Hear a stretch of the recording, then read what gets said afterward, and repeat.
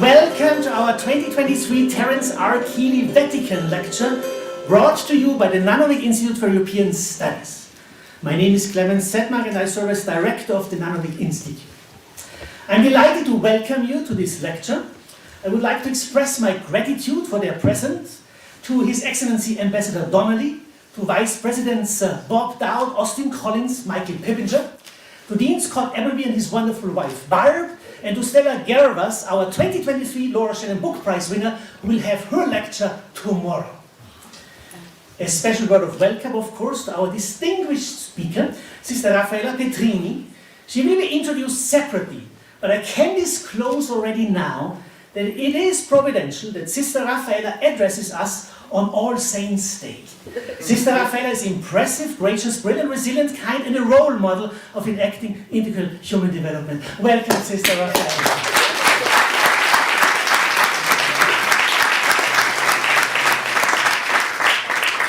Integral human development is the defining theme of the 𝐀𝐭 School of Global Affairs. The non-ecclesial Institute for European Studies is part of the 𝐀𝐭 School. As logic would have it, then integral human development is also a defining feature for us as the non-ecclesial Institute. Besides a commitment to IHD, as we insiders call integral human development, the non-ecclesial Institute's mission is quite simple: to bring Europe to Notre Dame and to bring Notre Dame to Europe. And even though the Vatican reflects global Catholicism, the Vatican happens to be in Europe. Before the introduction of our distinguished speaker, please allow me to provide a little bit of background to this marquee event of our institute. Our institute was founded through the generosity and foresight of Bob and Liz Nanovic. I call him Dr. Bob Nanovic now. He received an honorary degree 2 weeks ago. They love Notre Dame and they love Europe. It was and still is their vision to forge closer ties between the Notre Dame community and Europe through personal encounters, creative research, and formative experiences. The Keeley Vatican Lecture is a particular and significant initiative brought to us by the vision and generosity of Terence Keeley, who is a member of the advisory board of the non-ecclesial Institute. The lecture is now in its 2nd decade. Terry Keeley himself is a bridge builder, with the Vatican having served as a consultant to Pope Francis' Financial Reform Commission. Through Terry's generosity, we have been able to welcome a number of distinguished church dignitaries who have offered inspiring lectures. Today is another special day in the history of this endowed lecture. We are welcoming the Prime Minister of the Vatican City-State. And as we all know, the colors of the Vatican City-State flag are yellow and white. It is so appropriate that Sister Raffaella will deliver her lecture on a campus that was snow white in the morning and close to the Golden Dome. But who is Sister Raffaella? It takes a person more eloquent than me to introduce Sister Raffaella Petrini. I have asked Reverend Austin Collins, CSC, to introduce our speaker.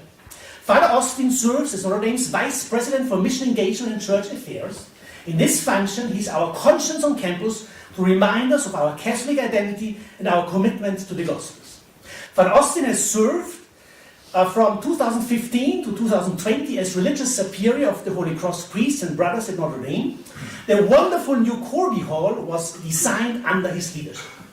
Father Austin is also a faculty member in the Department of Art, Art History and Design.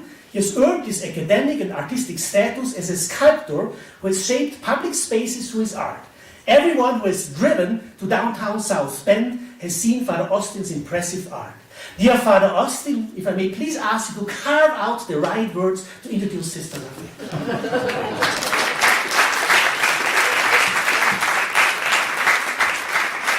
Thank you, Thomas. It is my great pleasure to introduce this year's Keeley Vatican Lecture, Sister Raffaella Petrini. Sister has served as the Secretary General of the Vatican City-State since 2021.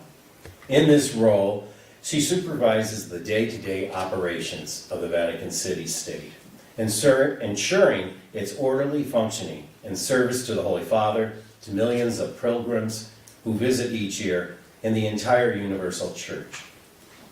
Further showing her great esteem and respect, which Sister has earned, she was appointed in 2022 by Pope Francis to the Dicastery for Bishops, the church body that evaluates and recommends new bishops to be appointed by the Pope. Previously, she served as an official of the Congregation for the Evangelization of Peoples. Sister's service in these critical areas of the church government is a testament to her formidable experience, expertise, and judgment. A native of Rome, Sister is a member of the Franciscan Sisters of the Eucharist. Among her other academic degrees, she holds a doctorate from the Angelicum in Rome, where she also serves as a professor of welfare economics and the sociology of economics processes.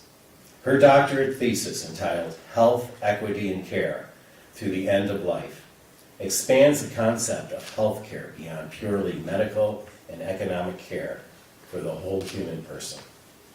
Through her work in ministry, Sister has constantly been an example and wise servant leader who seeks the care of the whole person while pursuing excellence in service. We are grateful that Sister has honored us with her presence and visit to Notre Dame, and I am proud to introduce her.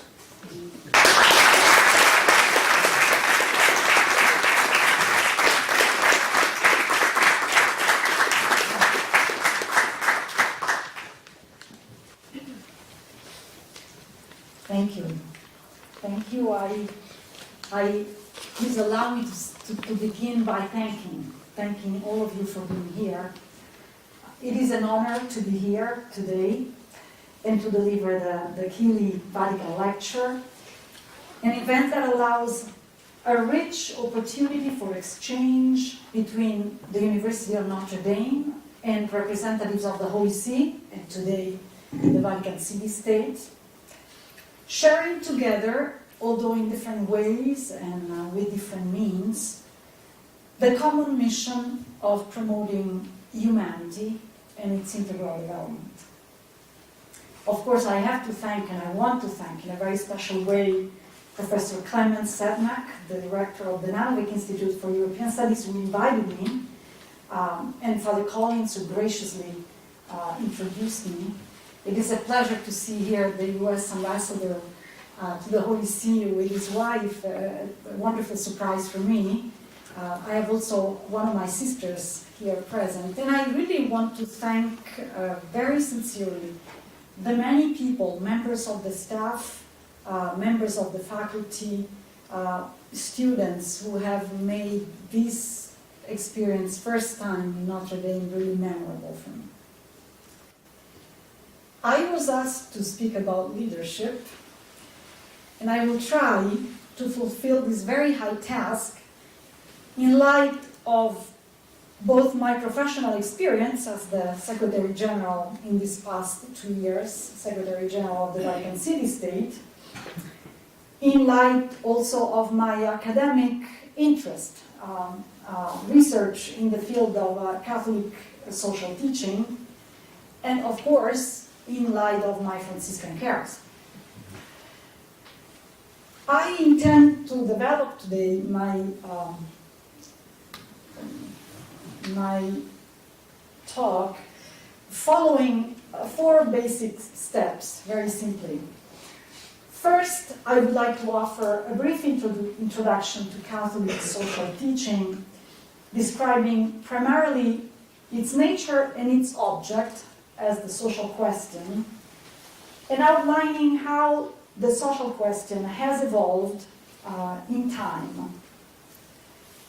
I would then like to focus briefly on the value of human work according to Catholic social teaching, and how such a perspective can affect the practice of leadership.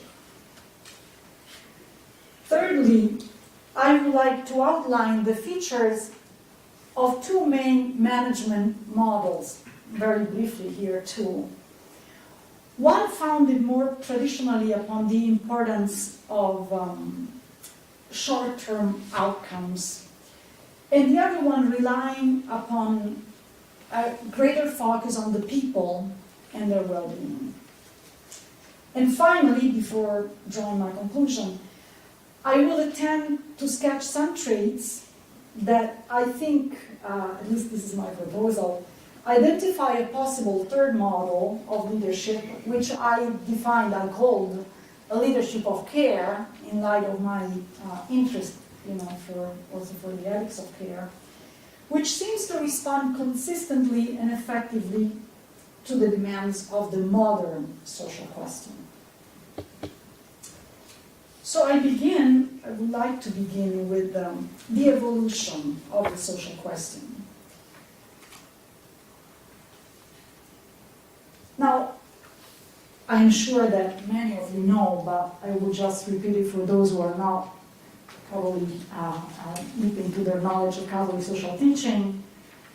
Catholic social teachings belong to the field of moral theology, many of you study here very well, as clarified by John Paul II in his social encyclical Sollicitudo Rei Socialis, published in 1987. The Pope, in that document, defines it as the accurate formulation of the results of a careful reflection on the complex realities of human existence. Very broad definition. Therefore, through Catholic social teaching, the Church presents her response to the ethical questions raised over time by human societies, and interprets the moral values of social activities, including human leadership, and offers guiding principles, not technical solutions, consistent with the evangelical vision of human life. I like to quote what Pope Benedict XVI said regarding this definition in Caritas in Veritate. He says, the Church does not have technical solutions, and this is sometimes, it's a challenge for us, doesn't have technical solutions to offer and does not claim to interfere in any way in the politics of states. She does, however, have a mission of truth to accomplish in every time and circumstance for a society that is attuned to man, to his dignity, to his vocation. Fidelity to man, says the Holy Father, requires fidelity to the truth, which alone is the guarantee of freedom and of the possibility of integral human development. This mission of truth is something that the Church can never renounce. So, not technical solutions, but principles consistent with the evangelical vision of human life. The Canadian Jesuit, Hervé Carrier, sociologist, has stated that Catholic social teaching is theologically inspired and socially realistic, characterized by two elements that are very important to me. One of continuity, based upon the gospel, the love for all human beings, the fundamental goodness of human nature, and the individual journey of the person toward God. And one element of variable application to the needs and conditions of societies that change throughout history. And today, as we know, changes are very rapid, very quick. At the heart of Catholic social teaching lies the so-called, as I mentioned before, social question, which has deeply stirred the commitment of the Church to offer a doctrinal and systematic answer to the human and social problems caused by the Industrial Revolution. That was at the beginning, the problems that raised with the Industrial Revolution in the modern world. But, as I said, the social question has changed over time under the effects of cultural, social, political, and economic transformations. And I would like to refer here, at least partially, to the study of the Italian Jesuit, the Italian scholar, Jesuit Bartolomeo Sorge, pointing out through his research, as I said, I partially referred to him, 4 phases of the evolution of the social question. The first I define here as the labor question, the second, the democratic question, the planetary question, the third, and the last, the anthropological question. The first phase, which is typically chronologically placed between 1891 and 1931, was exemplified by the class conflict between owners and proletarians, the beginning of the social question, formally at least. So the conflict between two ideologies, liberalism and socialism, which was essentially identifiable with the labor question. And as you know, in 1891, Pope Leo XIII issued the encyclical Rerum Novarum, the first formally social encyclical, which marked the beginning of the formal commitment of the Church to speaking to social matters in the modern era. The second phase, placed between 1931 and 1958, was marked by the conflict between two different political-economic organizations, by the juxtaposition of two socioeconomic systems, two ways of production, distribution, consumption, capitalism and communism, which we know in time, as John Paul II pointed out in 𝐀𝐛𝐬𝐭𝐫𝐚𝐜, in his encyclical, both showed some clear limits, some clear limitations and distortions for different reasons.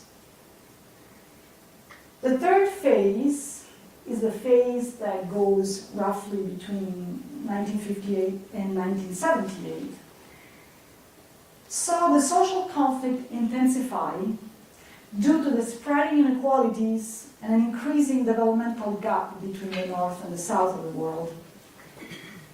The social question here has assumed a planetary dimension. Pope Paul VI already points out to this in Popolo Progressio.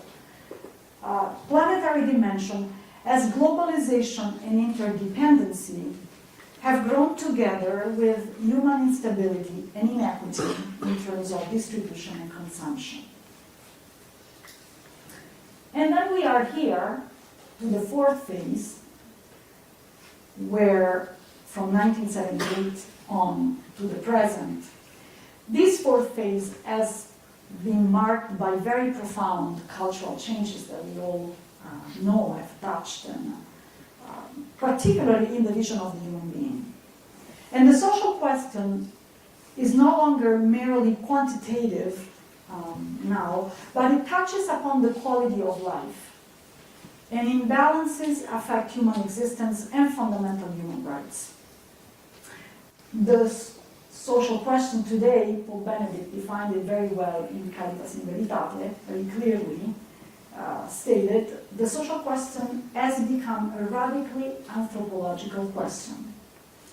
So, touching upon, among other aspects, the way the human life is manipulated and transformed by technology. As you know, in Laudato Si, Pope Francis, in the footsteps of Pope Benedict XVI, speaks of the greater threat of, you know it for sure, in the definition of the technocratic paradigm. This technology and its development have become, the Pope says, an undifferentiated and one-dimensional paradigm that leads men to attempt to extract everything possible from things, while frequently ignoring or forgetting the reality in front of them, forgetting the reality of the concept of limit. This is something that comes back also in the Laudate Deum. The Pope warns us again against adopting the notion of a human being with no limits, whose abilities can be infinitely expanded through technology. But what's very interesting to me is that the technocratic paradigm exalts the concept of a subject gaining control over the other, over beings, over things, to manipulate the other, to manipulate things outside of oneself, transforming them by using technique, certainly, because we are referring to technology, but also logical and rational procedures. So the manipulation is not just technical, it's an attitude that the Pope says very clearly can be applied not only to things, but to people. It's an attitude, it's an approach to people and things. Manipulation, change, control. It's very subtle, very latent. This renewed emphasis on anthropological nature of the social question bring to one's attention, I think, the deeper meaning of human development and the process toward its ultimate end. Taking as a point of departure the well-known definition, well-known, you all know, of complete and authentic development, given by Pope Paul VI in Popolorum Progressio. You remember it for sure. Development of each man, of the whole man. In his social encyclical Caritas in Veritate, Pope Benedict XVI also reiterates that such development concerns the whole of the person in every single dimension. So development is, today we know, multidimensional. Quantitative, so we can get rid of the quantitative aspect, and yet we do have the social relational, the spiritual dimension of the human existence that are not quantifiable as the growth dimension, and yet they are closer, I would say, they have more affinity with what Maslow used to define as higher needs, in the pyramid of the needs, in popular terms. So within any type of organization, leadership that intends to contribute to integral human development must somehow, some way, keep into consideration the quantitative dimension, but also, as well, equally, those other dimensions, the spiritual and the social-relational. Also because, as Pope Francis, has reiterated in more than once, these are the three main relationships upon which human existence is grounded on the earth.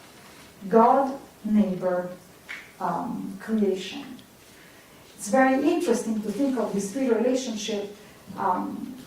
In Caritas in Veritate, Pope Benedict XVI specifically invited world leaders to recall that the primary capital to be safeguarded and valued is man, the primary capital, and the human person in his or her integrity.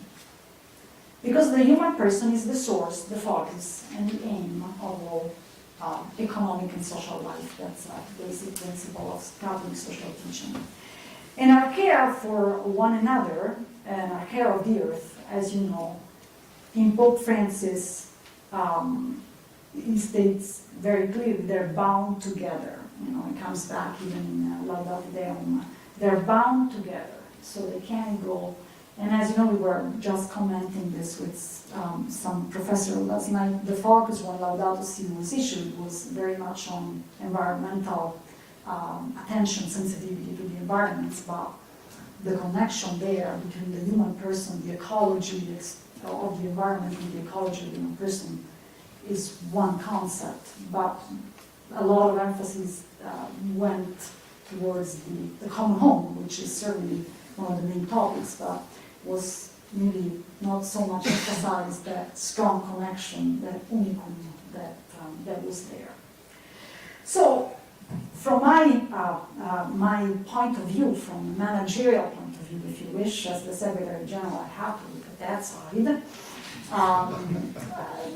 Consequently, the effective functioning of any organizational system cannot be evaluated only on the basis of quantitative growth, although that's an essential element, in terms of revenues, in terms of efficiency quotients, because that's another aspect that we need to look at, but above all, by virtue of the qualitative qualitative terms, qualitative development.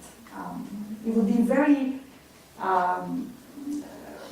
limited view, very reductive view to look at the development of a system looking only at those key factors, quantitative key factors. The qualitative development implies the transformations of structures, certainly, but also the improvement of quality of life of those people, those persons who render those structures operative on a day-to-day basis. So structures, but people make those structures very operative. And that's why we need to look at work, human work, as the focus from the very beginning. It was the focus, it is still the focus and the center of the social question, according to Catholic social teaching. It remains at the core. Why? Because work is a good thing for men, says John Paul II. It is a good thing for his humanity. So, through work, man not only transforms nature, as we know, nature entrusted to him to respond to fundamental needs, and that's why economic systems basically exist, but also because through work, he, as you know, achieves fulfillment as a human being. He realizes himself or herself as a human being. And indeed, in a sense, he becomes more a human being, in the words of John Paul II. So, it is an essential dimension of people's earthly existence. It's an essential dimension of human vocation. And in continuity with his predecessor, in Laudato Si, Pope Francis II reiterates very clearly that work is not only a necessity, but an integral part of the meaning of life on this earth, because it offers human beings a viable path to growth, human development, and personal fulfillment. So work and integral human development are very strictly connected on this point. See, that's a key point for me as a, from an administrative point of view, because this vision of human work implies a very profound shift in the principles that have long guided the thinking and actions of the mainstream philosophy in organization, management, economic management. A paradigm shift from managing organizations that are primarily oriented and focused on efficiency and profit, competitiveness, individual gain, towards organizations that are essentially human-centered and sensitive to moral ethics, open to reciprocity and solidarity. A paradigm shift is required, I believe, even in the leader's mindset. In fact, Catholic social teaching reminds us that structural changes can only be achieved through a real change in one personal attitude. There is always this element that Pope Benedict XVI brings back in Caritas in Veritate, the personal conversion, which is also really in continuity in the social teaching. The personal conversion is key to any structural change. The personal conversion, a change in attitude. And in terms of leadership, I think this requires the leader's willingness to consciously assume concrete responsibility for the construction of the common good. It requires the leader's openness to prevail over self-centeredness, which is a natural tendency of the leader. It tends to be self-referential. It's normal. It's a human tendency. It requires the leader's attitude to counteract what Pope Francis defined very clearly, as Pope Francis does, the virus of individualism, the virus, the illness, the illness of individualism that afflicts modern socio-economic system. So to challenge, Pope Francis says, the fallacy of making individualism the organizing principle of society. So we have the technocratic paradigm on one hand, but the principle underneath the technocratic paradigm, the manipulation, the control over the other, certainly is a very self-referential individual who is not so open to reciprocity, neither to solidarity. Well, in ecclesial structures, as I said before, a leadership that pursues the common good and embodies this paradigm shift, or at least strives to embody this paradigm shift, certainly must remain oriented to foster the development of organizations even from a cost-efficient and cost-effective way. It's not that that kind of leadership can, as I said before, pretend that that cost-benefit analysis should not be brought forward. So identifying goals, guiding others to reach them, promoting, promoting transparency, promoting collaboration within. Nevertheless, this kind of leadership must also be equally driven to support the integral human development of the people who work in those organizations, as I said before, by pursuing their flourishing and their well-being, precisely in the workplace. From this perspective, leadership and management are no longer very different if you are familiar with the literature that has emphasized always that difference between management and leadership. I believe that they actually, in this perspective, rather overlap and interplay quite a bit in a very significant way. The traditional differences that Warren Bennis had pointed out between leaders who master their context and managers who surrender to it, I believe they're less relevant here. In fact, leaders who pursue integral human development must administer systems in an effective way, in an efficient way, but also innovate systems must be capable to bring forth innovation. They need to maintain structures, but also to focus on people. They should rely on control, but also inspire trust. They can aim at achieving short-range results, sometimes especially in emergency situations, urgent situations, short-term results, but also keep a long-term perspective, preserving sustainability as well as intergenerational exchange. So that difference, which was well defined by Bennis between leaders and managers, I believe in a human development, integral human development perspective, are less defined. So that's a big responsibility for the leaders from this point of view, much more to do. But this type of leadership is combined with a management style that can sustain the mission of the organization, instill hope, assure integrity. Some economic research scholars have identified in this way two primary models of management, which are sort of placed at the opposite of the continuum. The neo-managerial model of the mechanistic model and the humanistic or human-centered model. So two ways of embodying, bringing forth leadership according to what we said so far. And I would like to outline very briefly some of the main features. Obviously, there's abundant literature on this topic, but I just wanted to give you some highlights on these two main management models. Here we are, two opposite of a continuum. At the core of the neo-managerial model, rooted in Anglo-Saxon economic tradition, which you might know very well, is the fundamental belief, business is business.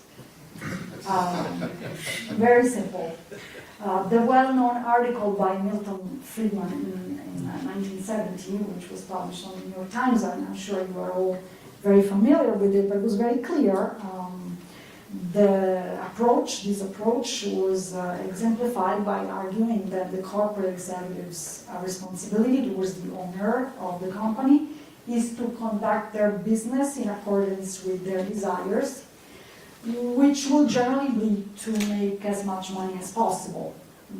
In quotes, this is very clear principle. You know, the focus is on the interest of the shareholders, of course, conforming to the basic rules of society, to norms, to ethical customs. So within those parameters, but the focus is on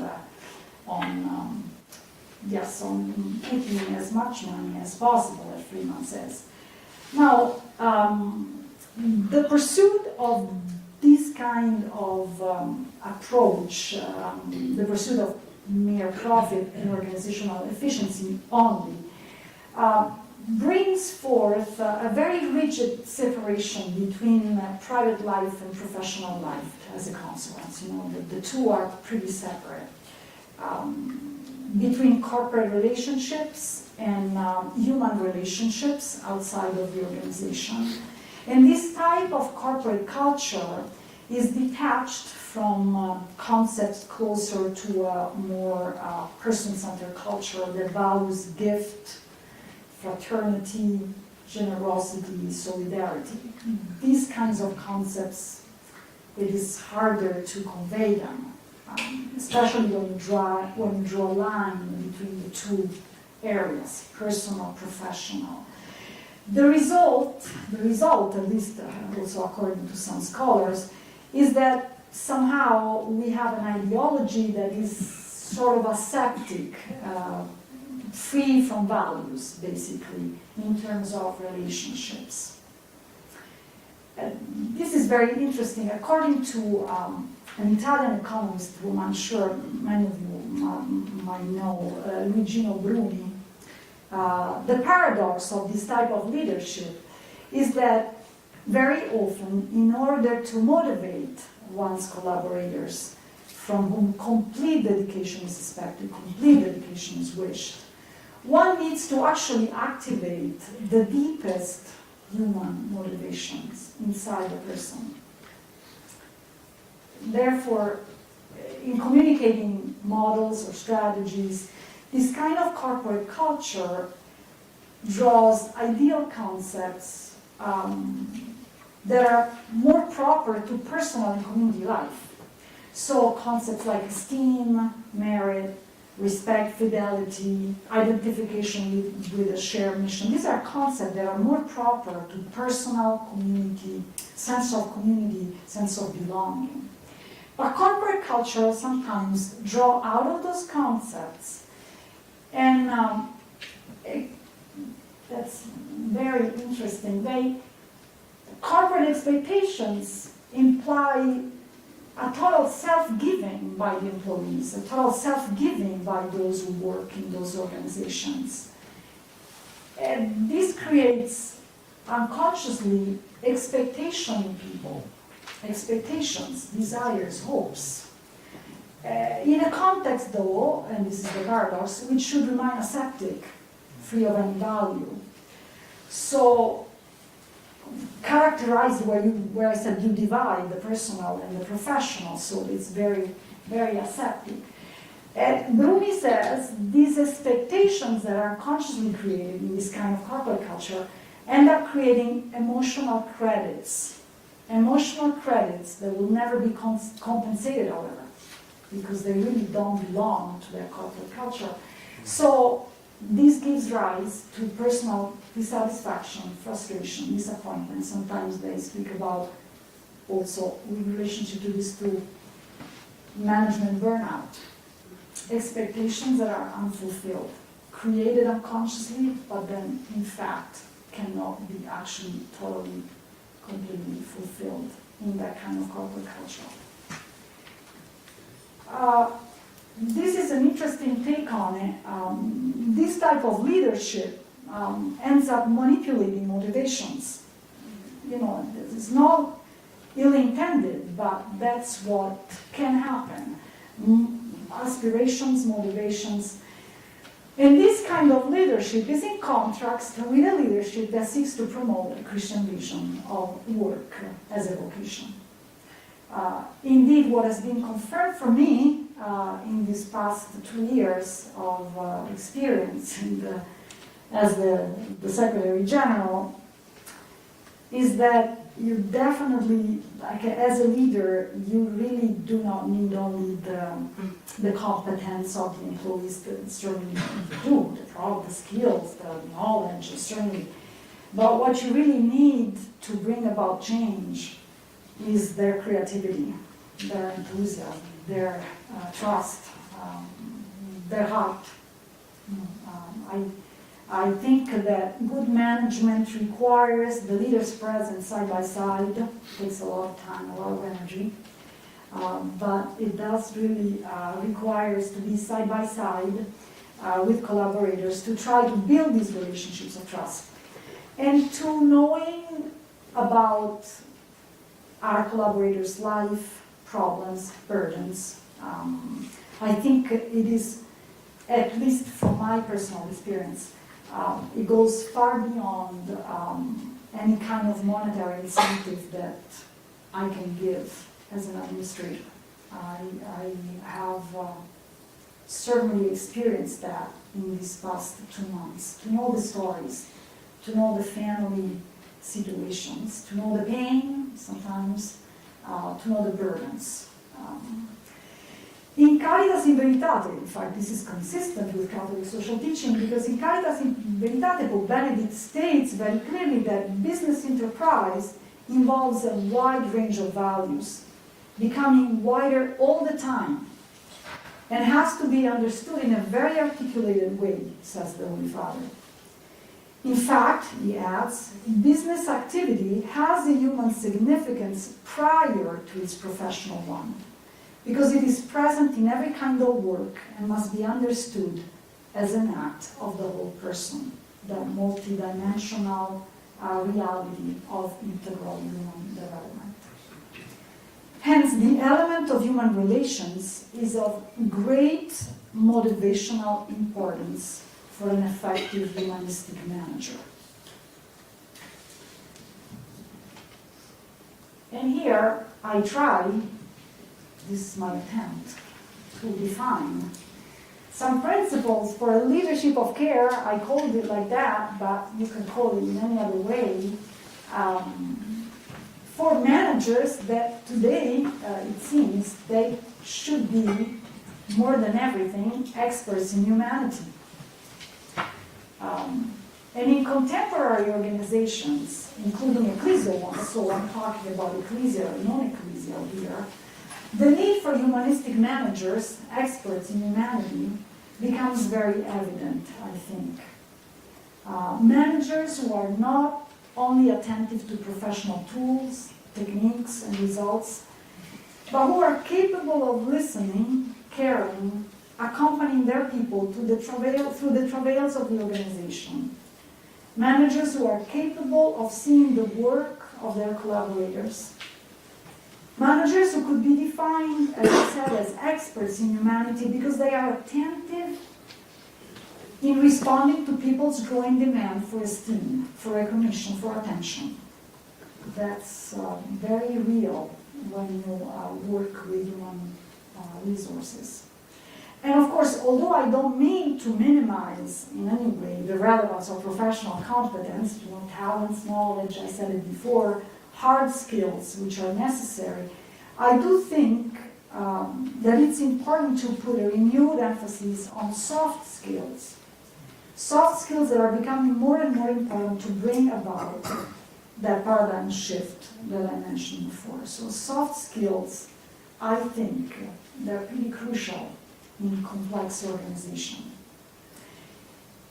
I was comforted by lay literature on the topic because in a very recent article published by McKinsey about the evolution of leadership, it was stated that rather than becoming managers directing and controlling people, Today, a more effective approach is for leaders to be in service of the people they lead. McKinsey. I don't think McKinsey knows about Catholic social teaching. Maybe they do. Maybe they do. Focus then is shifting, the evolution of leadership. Focus is shifting from maximizing value for shareholders to the ways in which leaders can make the lives of their team members easier. They can simplify the life of their staff members. Physically, cognitively, emotionally. So that's a switch, I think, in management models, and I was very struck by it. So service comes back to mind. Service comes back to our attention and as an essential attribute to leadership. Already in the 70s, you know very well, Robert Greenleaf had already pointed out the servant leadership as a model, the four pillars of leadership that are meant to create a more cohesive work environment based on trust. So service to co-workers by keeping open lines of communication to strengthen motivation. A holistic approach to work, which reflects a very fundamental principle expressed by John Paul II in Labor Exercens: work is for men and not men for work. Now, for the Secretary General of the Vatican City State, sometimes that's hard to apply. 20 hours. But anyway, but the principle is true. The operative application, sometimes it's a little harder. But a sense of community among co-workers that fosters a positive team culture, and openness to delegating responsibility. That's interesting to me, and I was talking about it just the other day, by promoting an ethics of care for things that we are actually called to manage, administer, but not possess. They're not ours. So that's a switch, that's a shift sometimes. It changes our attitude. They're not ours. We're supposed to steward them. And it's a constant reminder. Another element to consider is the complexity of the modern organizations. Here, just a little slide, I wanted to show you the governorate, the governance of the state, complex. We can talk about it later probably, but you see 7 main operative directorates. You have the very, very different types of activity there. Complex organization, many entities involved in this system, which is the smallest state in the world, but very, very complex. Complexity calls for a multidisciplinary approach to problem solving and for a leader's disposition to search and welcome the contribution of skills that are necessary to deal with issues that are very different, very varied. And you know that 𝐀𝐻𝐿 states that modern organizational leadership works through the ability to bring people together. I think this is an example in which you can't do without bringing people together and let them interact and let them share their vision. So teamwork obviously contribute to create this, make these intermediary bodies work together in an harmonious way, in a consistent way. And I think that a lot of, structurally speaking, this implies a lot of the implementation of a lot of horizontal structures rather than vertical structures, so more horizontal coordination.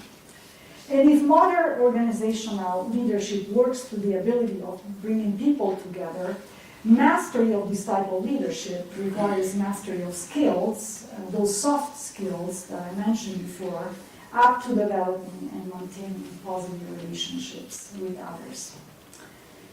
So today, capacity for empathy, understanding are key factors when people are generally experiencing multiple kinds of stress. This is even more true, and literature says that This is even more true as research shows that there has been an extended decline, as you know, in mental health after the pandemic crisis, and that increasing incivility and lack of kindness at work contribute negatively to the individual's well-being. So lack of kindness, incivility. There's an article on the Harvard Business Review on this topic of incivility and hardships among staff members. Leaders can be more successful when they express their concern and inquire, as I was saying before, about challenges directly. When they are open to dialogue and listen to their employees' responses, when they are able to show care and support them. People come to work with a lot of pain sometimes. They really bring to work a lot of pain. And sensitivity to that, I think, can make a difference in fostering peaceful workplace. In this regard, and let me say this, I think that women can bring an innate caring capacity into the decision-making process. And I don't say this in opposition to male qualities, not at all, but I think that they can bring forward in organizations, especially in ecclesial ones, and I think this is a little bit about what Francis is hoping for, bring in those qualities of caring. This quality, I think they arise from a structural, innate capacity for women to bring forth motherhood, to be mothers, which reinforces their willingness to protect and sacrifice for others. So the focusing on the more vulnerable, usually, we bring forward that aspect.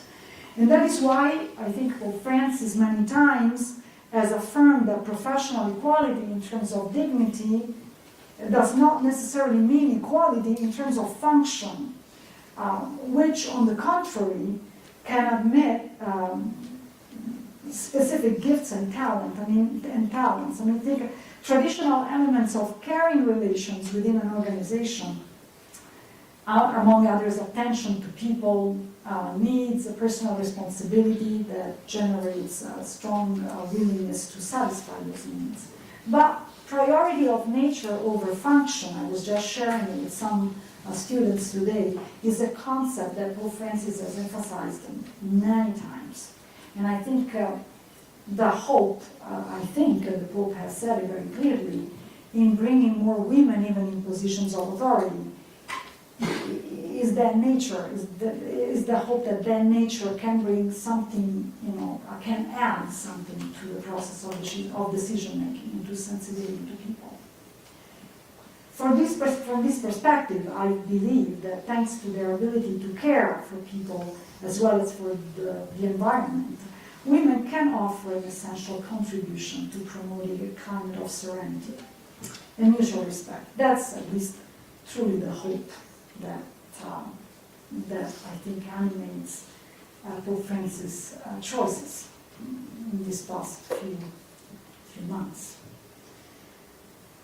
And I will go to my attempt to draw a conclusion, which it's very simply, I think, as the social question, as we said, has assumed an anthropological nature in essence, and through time it has been released of some ideological misleading constraints, been released from that. And while previously deeply influenced by the historic conflict between capital and labor, that's how it came about, and the reflection of the church developed on that topic, and the socio-economic dualism between, we said, communism and liberalism, and then socialism and capitalism. Today the social question is really, not only holds, as we said, a planetary dimension, is really widespread in this way, but it really holds a humanistic nature.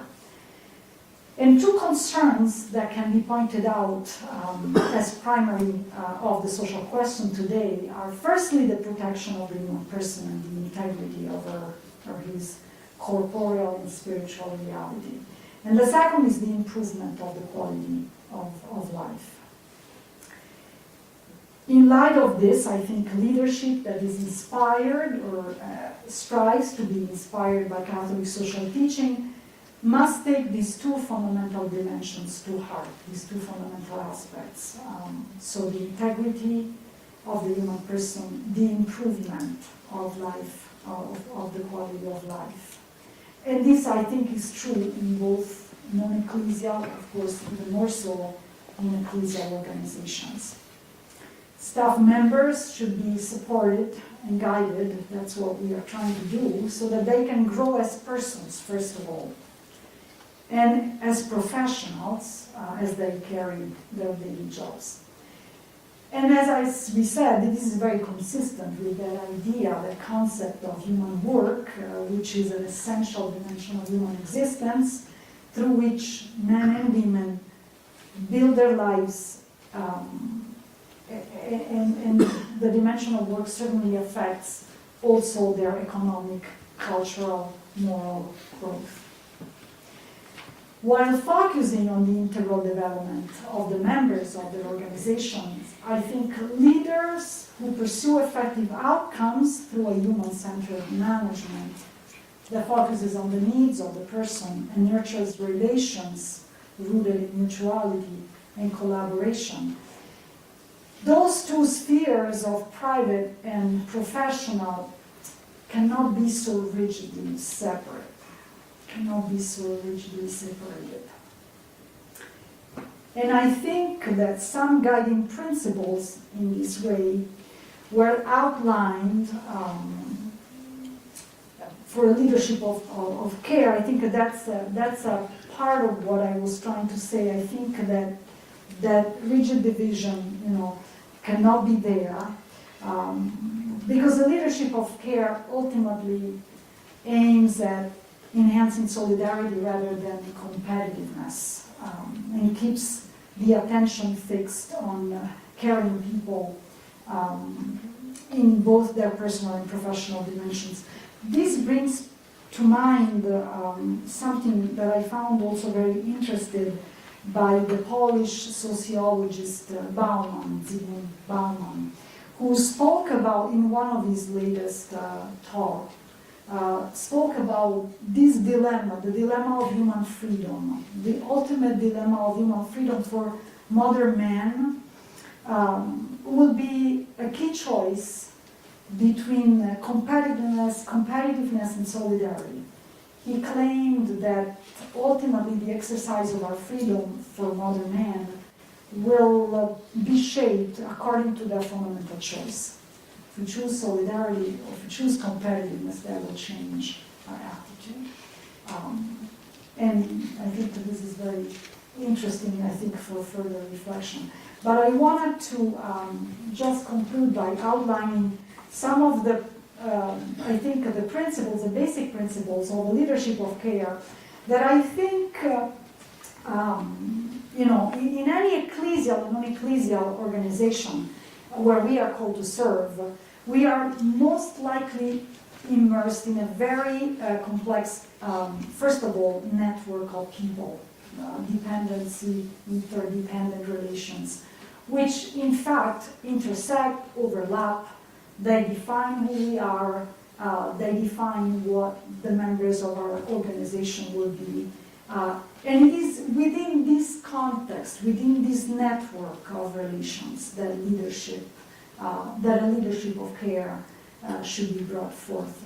And I think that Pope Francis explained very well the core of this model of leadership when he addressed the parliament member of the European Union in Strasbourg in November 2014.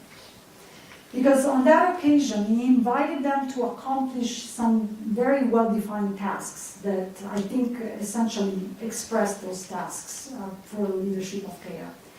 To tend first and foremost to the fragility of peoples and persons, to acknowledge the centrality of the human person, to nurture the gifts of each man and woman, and to invest in individuals and in those settings, like the workplace, where their talents are shaped and can truly flourish.